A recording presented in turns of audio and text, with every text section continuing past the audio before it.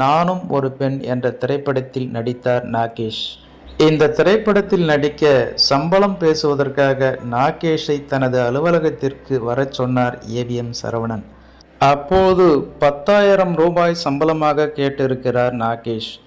ஆனால் ஏவிஎம் சரவணனோ 5,000 ரூபாய் கொடுப்பதாக சொல்ல அதற்கு நடிகர் நாகேஷ் சம்மதிக்கவில்லை. நாகேஷ் பிடிவாதமாக இருக்க கடைசியில் ஒரு வழியாக பேரம் பேசி 6,000 ரூபாய்க்கு நடிக்க ஒப்புக்கொண்டார் நாகேஷ். அப்போது நாகேஷ், நான் ஏதோ சம்பளத்தில் கராராக இருப்பதாக நினைக்க வேண்டாம், இன்னும் கொஞ்ச நாளில் நான் என்ன சம்பளம் கேட்கிறேனோ அதை நீங்கள் கொடுப்பீர்கள் என சொல்லிவிட்டு போயிருக்கிறார் நாகேஷ்.